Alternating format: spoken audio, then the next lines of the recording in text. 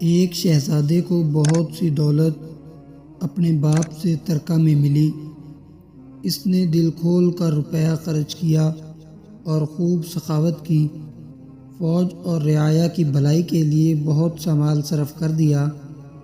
شہزادے کے پاس بیٹھنے والے لوگوں میں سے ایک نہ تجربہ کار شخص نے شہزادے کو نصیحت کرنا شروع کیا اور کہا، پہلے بادشاہوں نے اس دولت کو بڑی محنت سے جمع کیا تھا اور اس کو ملک کی ضرورت کے لیے محفوظ کر رکھا تھا، تم اس کو خرچ کرنے سے ہاتھ روک لو، کیا معلوم آئندہ کیسا موقع پڑ جائے، دشمن بھی گھات میں لگے ہوئے ہیں، یہ نہ ہو کہ ضرورت کے وقت تم عاجز اور مجبور ہو جاؤ۔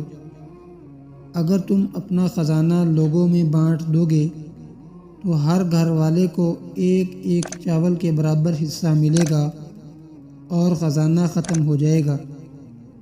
کیوں تم ہر ایک سے ایک جو بھر چاندی لے کر جمع نہیں کرتے ہو کہ تمہارے پاس ایک خزانہ جمع ہو جائے؟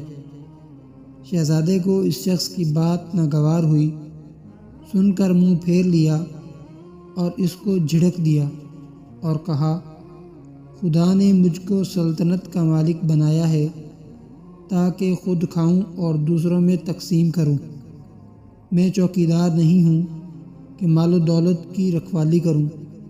قارون جیسا دولت مند مر گیا جس کے پاس خزانوں سے بھرے ہوئے 40 مکان تھے، اب کوئی اس کا نام بھی نہیں لیتا، کیونکہ وہ ہر وقت دولت بڑھانے کی فکر میں رہتا تھا اور دوسروں کو نہیں دیتا تھا۔ حسن کلام۔ اگربتی کو ڈبیا کے اندر بند رکھا ہے تو اس کی خوشبو نہیں پھیلے گی، مگر جب وہ آگ میں جلائی جاتی ہے تب عنبر کی طرح عمدہ خوشبو دیتی ہے۔